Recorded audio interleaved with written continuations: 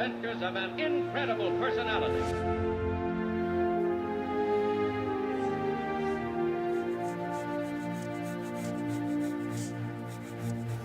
A being no larger than an ordinary man, but possessed of powers never before realized on Earth.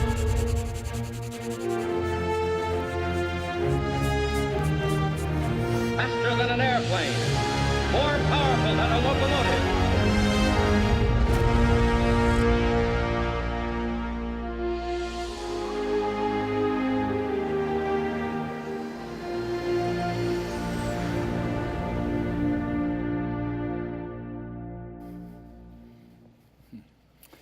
Well, guys, it is great to see you today on this rainy weekend. You made it to church, which is a big, big deal, and I love the fact that you're here, and it's such a privilege for me to be with you. And I want to welcome every single one of you guys, as well as welcome those of you watching online, because today is going to be a very, very special Sunday. In fact, today is going to be a unique Sunday. It's going to be a Sunday that I've been, looking forward to for quite a while, but I got to be upfront with you. It's not only going to be unique and a special Sunday, but it's going to be different. It's a different kind of Sunday because today we're going to get kind of a behind-the-scenes look at some things that are happening here at North Point, and I'm going to show you some numbers. I'm going to show you some graphs and charts, and if you like graphs and charts, you're going to love it today, and if you don't, we love you, I don't know what to say, but we're going to do some of that, and then we're going to look at where we're going as a church, kind of our long-term plan, and I'm just telling you, there's some really exciting things that are happening right now for us as a church, and all kinds of developments behind the scenes. So today, I'm just going to show you that, but I just want to be as upfront as I possibly can with you. Today is going to be a different kind of Sunday. So, with that in mind, here's what I want you to think about. I want you to think about a thought that I've thought about before, and it's just interesting. It's just kind of wild to think about this. And here it is that 2,000 years ago, did you know that Jesus predicted you? He predicted me. He predicted us. He predicted North Point Church. In fact, 2,000 years ago, all there was in history was the Roman Empire and a Jewish temple. That's what was happening 2,000 years ago. And the Roman Empire, they ruled the world for centuries. They were the powerful ones in the world. They defined pretty much everything in this world 2,000 years ago. And the Jewish temple pretty much defined everything for the Jewish individual in the first century. And into that historical setting, Jesus Christ came in to this world. And when Jesus came into this world, he invited individuals to follow him. These individuals were called disciples. And there were 12 disciples. And one day, Jesus is sitting there with his disciples, and he's hanging out, and they're talking. And Jesus says to his guys, he says, guys, I want us to go north of Jerusalem, about 30 miles north of the Sea of Galilee. And I want us to go to this city with two first names called Caesarea Philippi. And so Jesus and his guys, they got up and they began to walk, and they walked, north to Caesarea Philippi. And when they got to this city, here's what they saw. It looked something like this. It's a very robust city, a city that, was very influential. It's where the Jordan River began because there's all these kind of underground springs in Caesarea Philippi, and they start the Jordan River. So there's all this vegetation. It was very kind of a lavishing kind of city. It's a very spiritual city. And then Jesus took his guys kind of on the edge of Caesarea Philippi, and he took them to a place called the Sanctuary of Pan. And in this place, there's this massive cliff. It was built into this cliff, so imagine that. You can actually go here, today. You can walk where Jesus walked. You can go to this whole scene and see all of this. And if you were to go today, you would see this huge cliff. And you would see the remnants of these things. And what it was like in Jesus' day is they looked down and they would see this temple, and that was called the Temple of Pan. And Pan was, the god that was a god of nature, and it was kind of half man, half goat. And these people were worshiping Pan there. And then this place right here was called the Temple of Caesar. And they, in the first century, thought of Caesar as a god and that he should be worshiped. And imagine this. Jesus has his 12 guys. He's in Caesarea Philippi, and kind of on the edge of town, they're looking at this place, this huge rock, these temples, and all these spiritual activities. And in that geographic setting, he looks at his guys. He looks at Peter. He looks at James and John and Philip and Thaddeus and Bartholomew and all the guys. And he says these words. who do people say the Son of Man is? Guys, what's the word on the street about me? What are people saying about me? Who do they think I am? Interesting question. And then they replied, and some say, Jesus, John the Baptist. Others say Elijah, and still others, Jeremiah, or one of the prophets. In other words, Jesus, the word on the street about you is that you're some sort of kind of reincarnated spirit of an Old Testament prophet or these old prophets, or maybe their spirit just lives in you. Really, the word on the street is that people know somehow you're connected with God. You're like this religious guy. And then Jesus looks at his guys, perhaps in a very intense moment. And he says, who do you say I am? Who do you say I am? Now, for me personally, this is just my personal opinion. I think this is the most important question you could ever ask in your life. For me personally, I think the most important question, if I were in your shoes, I would say this is the most important to ask and answer for your individual life, is who is Jesus Christ? It has massive implications. In fact, if I were in your shoes, again, my personal opinion, I would exhaust everything. I would do everything I possibly could from a resource perspective, from a time perspective, from whatever it took to get to the bottom of this question. Who is Jesus? Because he has huge implications on this life and the life to come. So, Jesus has his guys, Caesarea Philippi, looking at all these spiritual activities. And he looks at him and he says, who do you say I am? And then maybe Peter, kind of pipes up in the back and raises his hands. And Peter's like, Jesus, over here, I don't know, maybe. And Peter looks at Jesus and he says these words, you are the Messiah, the Son of the living God. And I just can't do this justice and articulate this well enough to let you know the gravity of this statement. This is so big because in this moment, Peter says, you're the Christ, you're the Messiah, you're the anointed one, you're the promised one. You're the one to deal with the obstacle to our peace with God. And the obstacle to your peace and my peace with God is our sin.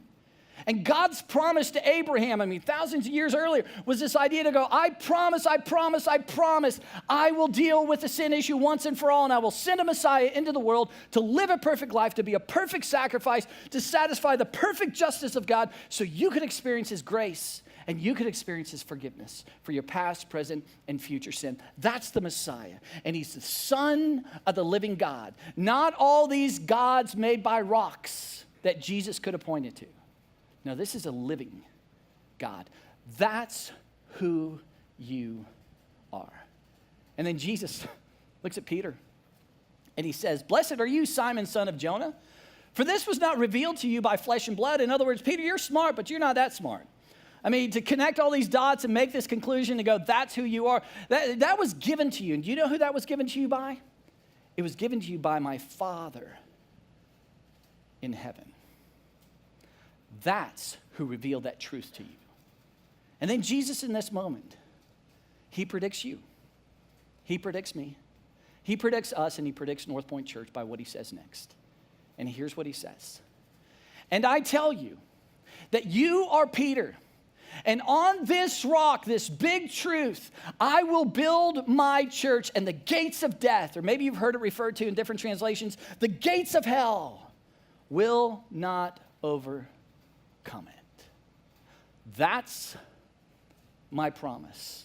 In other words, what Jesus just promised in this moment, he said, hey, this big truth, Peter, that you just revealed, and imagine again the scenery, these huge cliffs and huge rocks, and he uses this very unique Greek word for this big truth, and he says, this big truth that I'm the Messiah, the Son of the living God, it's on that single truth that I'm going to build my church. And the word church here in the Greek is the word ekklesia. And ekklesia means a gathering, a movement of people. It's a gathering, a movement of people. It is not a building. It is not pews. It's not stained glass. It's not robes. It's not collars. It's not jeans or even spiked hair. It's none of those kind of things. It's a movement of people, period, around this one big truth that I am the Messiah. Jesus is the Messiah, the Son of the living God.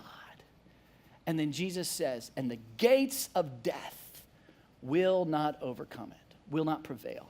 Now, you have to know where Jesus is saying this because it gives it such rich context and meaning. Because remember, he's on the edge of this cliff and his guys are looking at this. And what you have to know about this context and this geographic context is behind the temple of Caesar, this big, massive cave existed. And then this cave was a natural spring of water that would come out, but it was an extraordinarily deep cave. And everybody in that time, do you know what they called this? They called this the gates of hell, because that's where the underworld is. That's where people and death would go. That's where the evil existed, was in that cave. And you got to know, Jesus teaching this. He points to this and he says, guys, nothing, even death, even all the evil that represents, it will not overcome this one single truth. That's the promise of Jesus Christ. That nothing will overcome this movement called this ecclesia, this gathering of people that could meet in any kind of setting, and that isn't traditions and rituals. Nothing will overcome this one movement built on this single truth, that I am the Christ, the Son of the living God. Rome will not conquer it and will not stop it. The Jewish temple, even though they tried to stomp it out, will not stop this movement.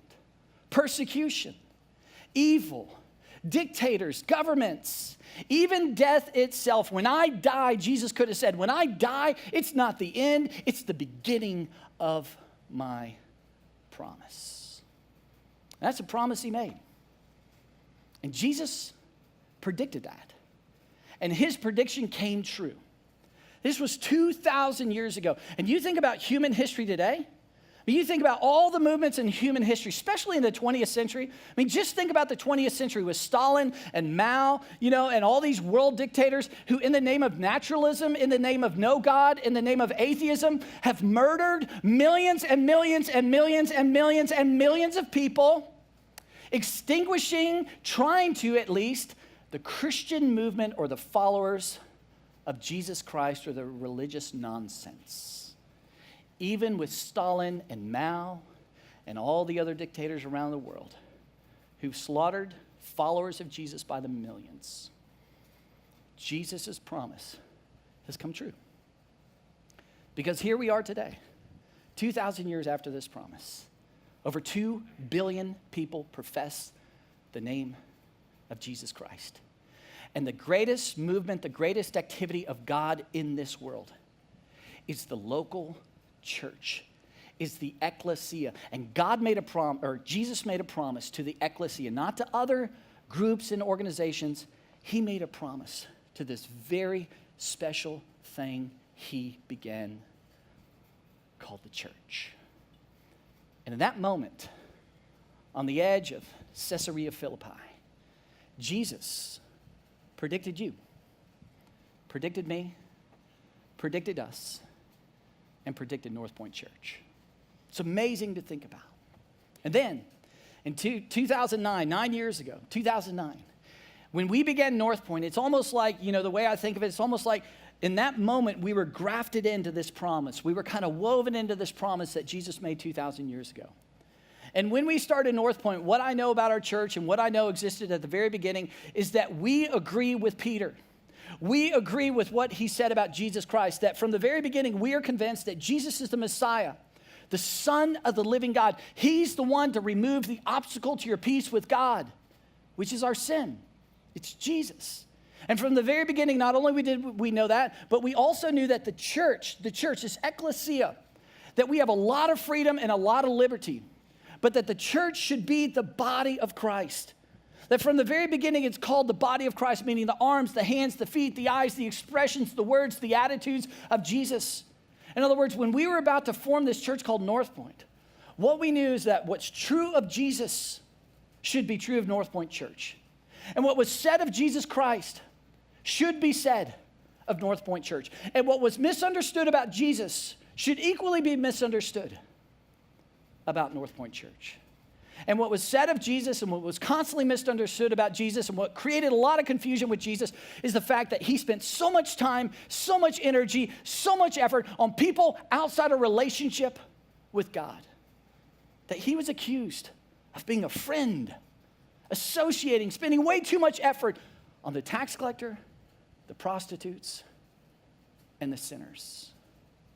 And what was said of Jesus should be said of the body of Christ, the local church, the ecclesias.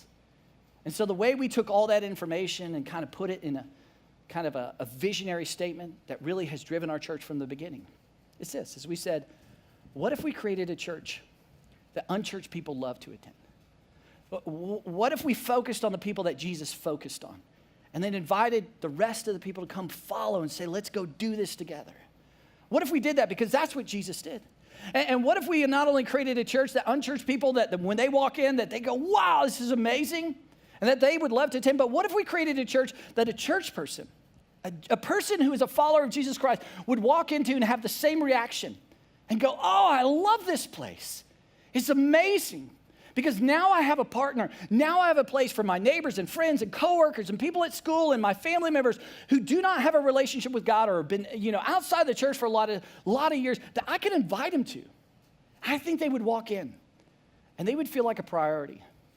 They would feel valuable. They would feel like they're the focus of this movement because they were the focus of Jesus Christ. And what if we created a church that ultimately led people in a growing relationship with Jesus Christ? What if we did that? And so from the very beginning, that's what has driven our church when we were kind of grafted in to this promise of Jesus. And over the last 9 years, oh my gosh, it's been amazing to see the things we've seen. So many stories of life change, genuine, authentic life change that I've sat in front of. I've listened to the stories and I'm like, unbelievable. So much fun to see what God has done. Stories like my friend Judy. Judy is such an amazing, amazing woman. And Judy came to North Point in her late 60s because her son-in-law and her daughter came to North Point. So they were like, you got to come, you got to come, you got to come. And Judy and her husband had been out of church for a long, long time, for years and years and years and years. And so they came to North Point and Judy came back week after week after week. And eventually some of her questions and some of her thoughts about the church were answered. And then Judy crossed the line of faith and put her trust in Jesus Christ. And then I got the privilege to sit on the other side of Judy, and I sat there with her. And if you know Judy, Judy will say, I'm a crier, but all her tears, she says, are good tears. They're good tears. And she sat there in front of me with tears in her eyes, and she said, Buck, the thing I love about North Point is it's the first time in my life I've ever understood the grace of God, the amazing grace of God. And as a result, I put my trust in Jesus Christ, and then I personally had the privilege to baptize Judy. So many incredible stories like that.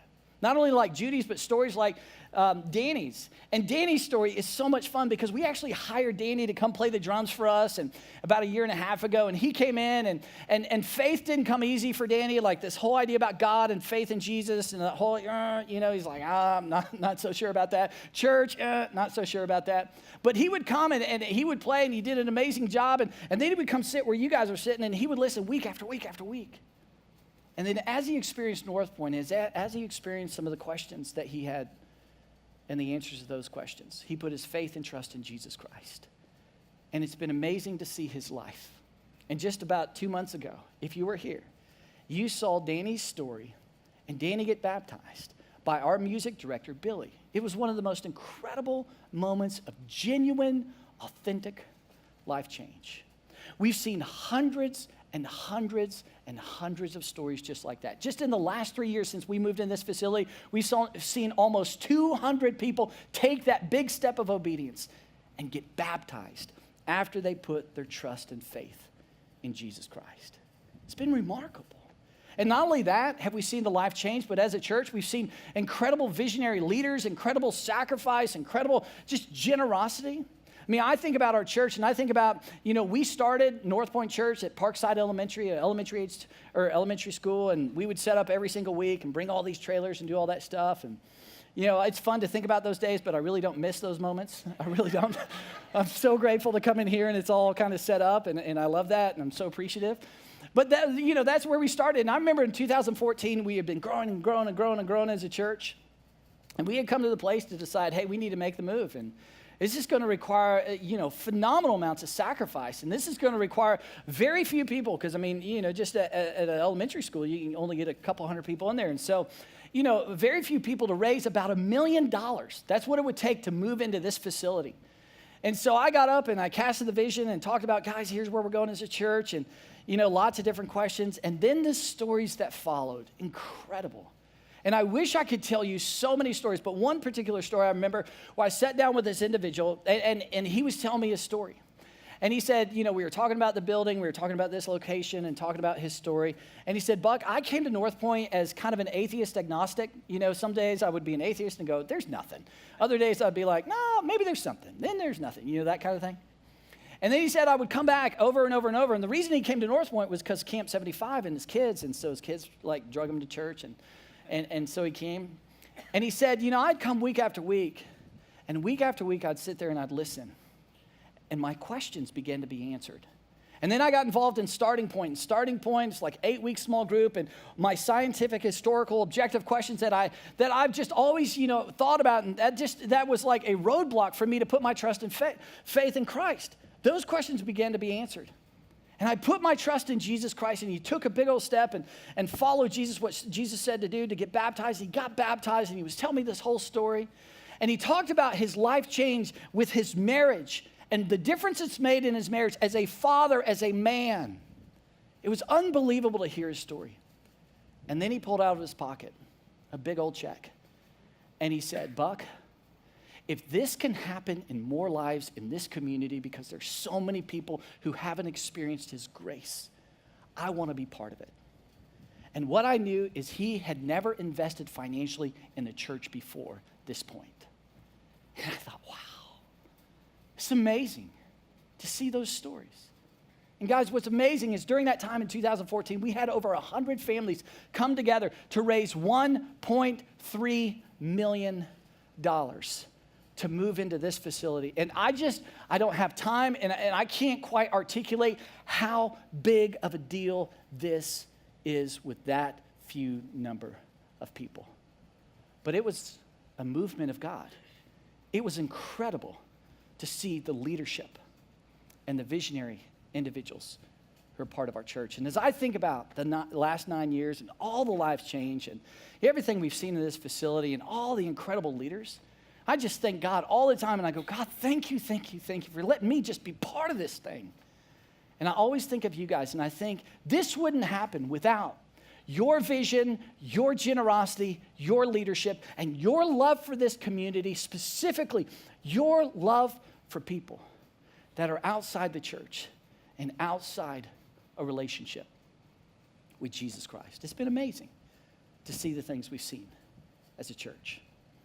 And as a result, today, or specifically over the last 3 years, because of your leadership and your vision and your generosity, we've just seen exponential growth as a church. Like I alluded to earlier, we've seen about 200 people get baptized just in the last 3 years. And it's just phenomenal to think about.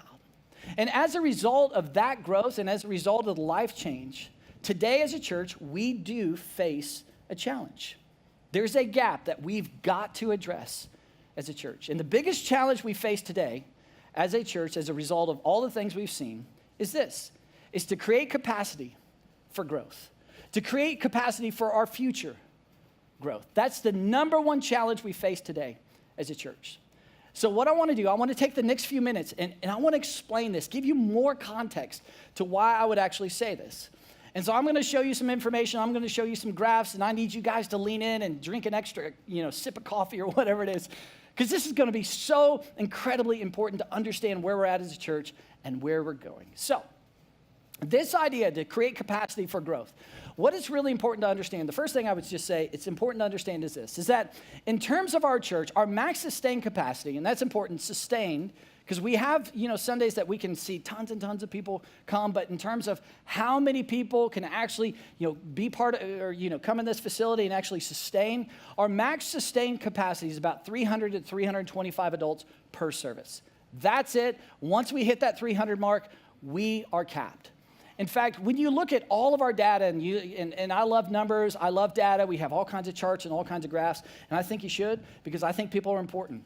And I think we need to make sure and pay attention to the numbers and see what we're seeing and just invite God into that. So we do that. And as you look at all the numbers and you look at everything that happens in the parking lot, you look at everything that happens, in our foyer, you look at transitions between services, you look at everything that's happening with our kids. I mean, it's just, at the end of the day, you would draw the holistic conclusion to say all the parts say our max capacity is 300 to 325 adults per service. And the biggest thing that drives that number is really the next generation. Is how many kids and how many students we have here at North Point. It is such a special thing and such a cool thing. In fact, think about this. In the United States of America, a church that's killing it with the next generation, a church that is engaging the next generation, and everybody's like pointing to that church and going, oh my gosh, what's happening? Because you guys are doing such a great job with the next generation. Did you know that they would have about 30%, a really good engagement is about 30% of the next generation would be the total attendance of their church. In other words, think about it this way. If a church had 1,000 people, a really, really, really good church that's engaging the next generation would see 30%, about 300 of the 1,000 individuals, be the next generation from elementary, preschool, middle school, and high school. When you look at what's happening here at North Point, and again, I wish I had all the time in the world to articulate how unique and distinct this is. Do you know what our percentage is on an average Sunday here at North Point? It's 45%. And guys, I cannot tell you how special this is. When you look at all major world movements throughout human history, one of the distinctive factors that you see in movements around the world is that the next generation was engaged at a very high percentage. And God has done that here through your leadership and your generosity. And what a cool, cool thing to be part of. But that's important to understand, because what that means is that, when we have about 300 adults here, there's a whole lot of kiddos over there, right? And we got to keep that in mind, because a lot of times we're like, oh, we'll just add more seats in here, no big deal, right? But you have to equally add more seats in Womblin and Upstreet and Transit, because there's such a large percentage of the next generation that is engaged here at North Point, which is a great, great thing. So I share all that, again, just to kind of set the stage to say our max capacity, our max sustained capacity is 300 to 325 adults. And with that in mind, if you were to take what we've averaged this year, just in 2018, from January to today, minus Easter and minus spring break, we are averaging 295 adults per service. So we're almost at that 300 mark. Now, this is really important to understand, because at this point, you would go, well, giddy up. I mean, summer's coming. We got space, It's over the summer months. Most churches, it's like, Jesus leaves the building, nobody shows up. You're like, what happened over the summer? Then he shows back up in September. You're like, it's crazy, right? But here's what, if you've come to North Point, here's what you know about our church, and this is so much fun to be part of, is that our summer months are actually our greatest time of growth as a church. Historical data, you look at our historical data, kind of late June, July, August, and September. You look at that, there's historically this huge spike. That's the greatest time of growth for our church. And about 43% of our growth, are people that were previously not engaged in church in the last 5 years. So almost 1 out of 2 individuals that come to our church for the first time would say, I haven't stepped foot in church in the last 5 years. It's incredible to think about. And all of that's coming June, July, August, and September. And so if you take all of that, and then you took what we've seen historically, and then you take what we're seeing with Camp 75, because Camp 75 is our big movement with the next generation, where we engage our community over the summer, which is the biggest driver to our growth. And you look at what we're seeing with Camp 75 so far this year, which we have seen a record number of middle school, high school students sign up to this point. It's amazing to see what we're seeing. And you look at all the data and you put it all together on conservative estimates. And again, we don't know what tomorrow holds, but if you were just to trend this all out and kind of look at it, here's what you would see. Is that in June, we should expect to see 680 adults, and in 2 services, that's about 340 per service. July, 793 adults, almost 400 people per service. August and September, it should be around 830 adults, that's about 415 people per service. And what we just explained, or what I just explained, is that idea, our max capacity is 325. So we're stuck. And you can see that's a challenge. Now, I want to address something real quickly, that when you see these numbers and you hear me talk about growth and you hear me talk about, these numbers are like hundreds of more people coming to North Point, that there may be something inside of you. There may be a thought that goes something like this, that you're thinking, we're getting too big. I'm comfortable. My family's comfortable. I like kind of where we're at as a church, and I don't like thinking about getting too big as a church. Now, I just want you to know, I get that. And I know the tensions with that. And I know that some would think, this is just about us being a big church or just about your pride buck and proving something to your dad or your mom or, all those kind of things. And all of that's a fair discussion. It's a fair discussion. But I also think we've got to be fair with that thought.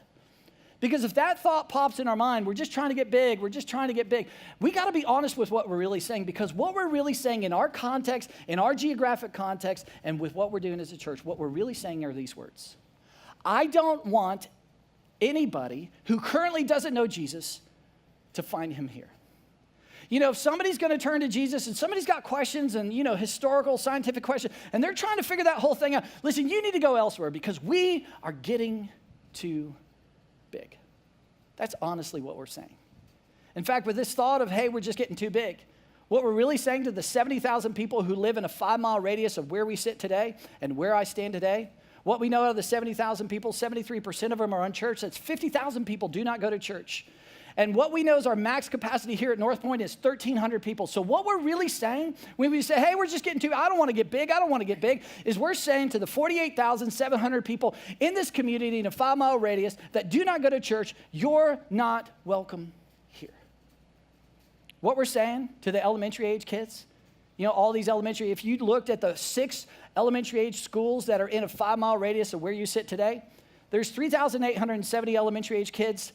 73% of them don't go to church. That's about 2,800 kids don't go to church. What we're saying to them is that 2,425 elementary age kids, you're not welcome here. We're just getting too big. When you look at the 3 major middle schools, there's almost 4,000 middle school students. We have 2,800 don't go to church. We have a capacity for about 225. That's it.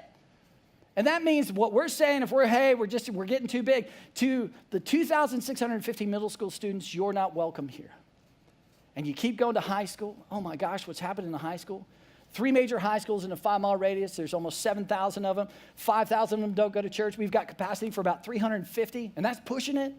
What we're saying to the high school students who are curious at 10th grade, that's when they decide, am I going with this God thing? Am I not? Am I going with this God thing? Am I not? If they're curious about God, we're saying to the 4,668 high school students, hey, in your curiosity, you're going to have to go somewhere else because we're full and we're comfortable and we're not interested in getting big. You just think about this. Can you imagine Jesus ever saying this? Can you imagine Jesus going, guys, there are too many people. There's thousands of people now. Can they just go find truth elsewhere? Can you imagine that? He just wouldn't say it. So guys, this is not about pride. This is not about ego. This is not about numbers and being big and look at us. This is about people who do not know Jesus Christ. And there's thousands and thousands and thousands of people in our local geographic context that don't have a relationship with God through Jesus Christ. And we can do something about it. And so, this summer, we anticipate, again, we don't know what tomorrow holds, but when you look at all the data, we anticipate seeing, growth in terms of June, July, August, to we have to make a decision. And so if you're here last week, I shared with you during our time of offering, I just said, hey, we've made a big decision. And our big decision is our short-term plan in light of all this. Our short-term plan is on June 3rd of this year. We're going to move to 3 Sunday morning services. The service times are going to be 8:30, 10 o'clock, and 11:30. So 8:30, 10, 11:30, we're moving to 3 services. Now, here's where you got to pay attention. So if you're if you're tuning out, or if you're thinking about whatever you're thinking about, after church, tune back in. This is really important. When I think of 3 services, the thing we need to know about 3 services is this, is that we've talked to a bunch of churches around Austin, we've talked to a bunch of churches around the country, and when they go to 3 services, here's typically what they see. Here's this graph. See, And what I want to bring your attention to are the percentages at the bottom. So an average church in 3 services, the total attendance, this is how they kind of fall in those 3 services. 21% of the people go first service, 52% of the people go second service, 27% of the people go third service. I mean, that's the average as you kind of average all this out. And so at a total of 600 people, that's currently what we see on an average Sunday today. At 600 people, we are full. Because as much as you want to go, hey, we're going to provide, breakfast, or we're going to give pizza, or whatever it is, or special coffee, that first service, it's still early in the morning. And we get it, right? And so this is how you see the averages fall, which means we're full at 600. But if you just kind of extrapolate this out a little bit, at 650, we're way over the mark. At 700, we're way over the mark. At 750, it's just not going to work. And that second service being that full, think about what's happening in Wamba, what's happening in Upstreet. I mean, the experience with the kids and everything that begins to happen at that point, it goes against what we set out to create as a church. And so, there is something we can do about this. And this is where you come in. And what I'm asking you to do is going to come at a cost. And I'm asking every single one of you to consider this. But what I'm asking you to do is not only going to come at a cost, but it will be heroic. Because heroic things require sacrifice. Heroic things require courage. Heroic things are to do things most people aren't going to do. And what I'm asking every single one of you to do to create capacity for our church with our short-term plan is to decide to attend the 8:30 service or the 11:30 service. One of the most loving things you can do for the group of people, the people who are going to come June, July, August, September, who God's going to bring through your leadership and your vision, is to serve them and to love them and prepare a place for them to move to the first service at 8:30 or to the third service at 11:30. Because the number one service a first-time guest will come to, the number one service, the most optimal time service, is that middle service, that 10 o'clock service. So I'm asking you to invite God into this decision. And, on June 3rd, we're going to launch this whole thing. And for you as an individual, for you as a family, for you as a couple, to say, you know what, we're going to come to the 8:30 service. We're going to get up early. It's going to come at a cost. Or we're going to come to the 11:30 service. It's one of the greatest ways you could serve and create capacity for future growth. Now, with that in your mind and that ask, because that's my ask to you, I also want to talk about something else, because that's our short-term plan. So I'm not asking you to wake up, at 7 o'clock, put up, all your makeup, get your kids ready for an indefinite period of time, forever, for the rest of your life, right? That would be hard. You could do it. But anyways, that's not what I'm asking. We have a short-term plan, which means we have a long-term plan. And our long-term plan, and this has been behind the scenes for quite a while, but our long-term plan is this, is to buy land and to build. Buy land and build. And really, here's what we knew. When we moved in this facility, we knew we were leasing this facility. And our lease in the next couple of years is coming up, and we knew that. So we knew this would be a stepping stone to kind of one day buy land and build. We knew that from the very beginning. The second thing we know is that capacity. We're challenged with capacity. And by August, again, these are all estimates, and who knows what tomorrow holds. But, as you look at historicals and all the kind of stuff, by August timeframe, we should be absolutely full as a church, August, September timeframe, if we've seen what we've seen historically. So we've got to do something. And our long-term plan is to, buy land to build, and we've been thinking about this for a while. And so behind the scenes over the last year, we've had a group of people, incredible group of people. They're working with a commercial real estate agent. We've been looking at different things. And specifically where we've been looking is in this kind of radius right here. So our epicenter, we think one of the most strategic places in this community is Ronald Reagan and 1431. Now, the Walmart that's there? I know you guys all shop there, but you're not going to admit it, right, or whatever. If we could take that Walmart over, that would be fantastic. And if you have connections to make that happen, let me know, but I don't know. Anyways, the whole point of that's our epicenter, right? And if you were to draw a 5-mile radius around that place, or around that epicenter, that's where we're looking. We just think it's such a strategic part of the kind of North Austin, part of our geography. So we've been looking, we found 3 very unique properties. And so we're in conversations, we're kind of, coming up with our game plan, how are we going to approach this whole thing? But we're looking at 3 very unique properties in that 5-mile radius. And behind the scenes, in addition to that, we have somebody who comes to North Point, which is so cool. He actually builds churches for a living. He's building about $70 million worth of churches all around the state of Texas right now. It's pretty amazing. And he comes to North Point. And so we've been talking with him and his group and his architects and all this stuff. And as we're talking about our future facility, basically to think of it this way is that think of this facility times 2. So just basically doubling this facility. So, the auditorium would be about 800 to 1,200 people. Wombaland and Upstreet, double that, but it's even better. Transit, double that, it's even better. Parking lot, foyer. But basically double the size of this current facility. And in terms of what it would look like or some of the aesthetics, I want to give you a couple pictures of what we're thinking about. These aren't the actual pictures, but it gives you an idea of what we're thinking, right? And so if you were to approach this facility from from a floor plan perspective, here's what it would kind of look like. So you have the auditorium, and then you've got Wombaland, and you've got Upstreet if you go back a little bit. And then you've got our student areas, which, with all the student things that are happening and the engagement of the next generation, that would be a large part of this facility. So that's really exciting to think about how we would phase this out, because it would be a phased approach as well. But then when you think about driving up to the facility, perhaps it would look something like this.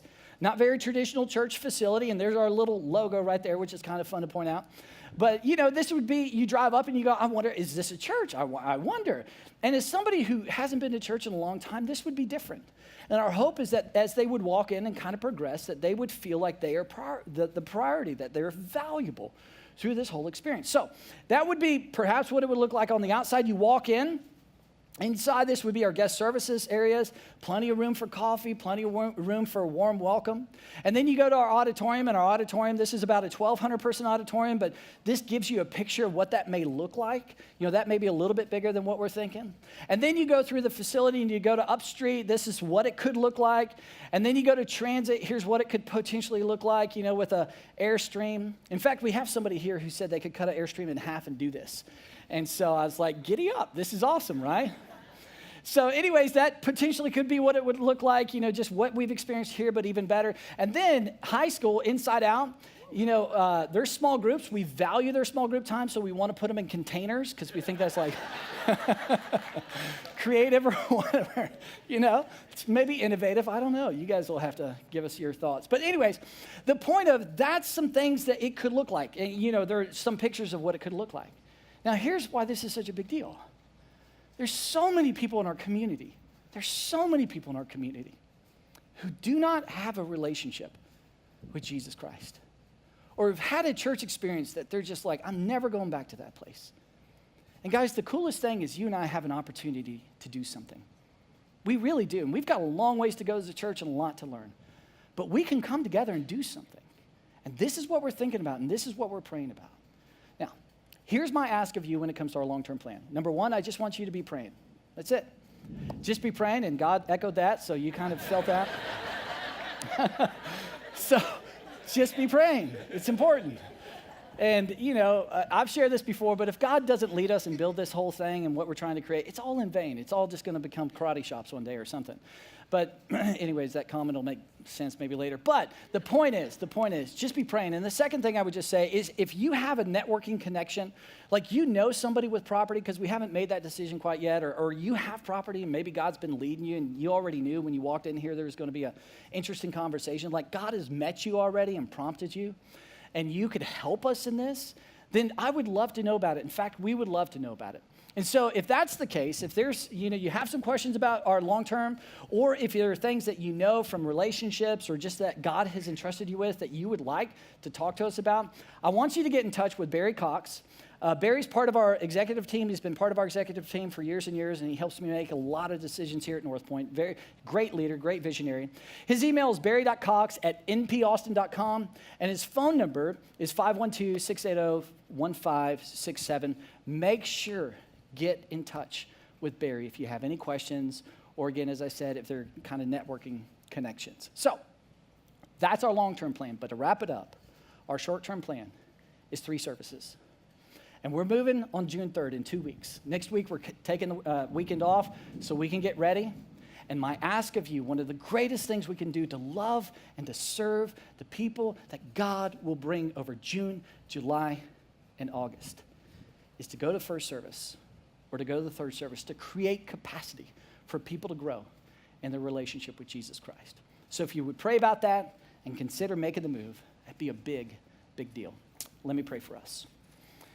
God, thanks so much for this day. Thank you for your grace. Thank you for your love. Thank you for the incredible things you have done here for our church and how you provide incredible leaders, visionary leaders, generous leaders, incredible leaders, God. I'm so grateful. And I just pray as this next season for us as a church, as we make this move into our short-term and our long-term plans, that you just lead us. God, we're dependent upon you for that. I trust you with all this in Jesus' name. Amen. Guys, thanks for being here. I'll see you in 2 weeks.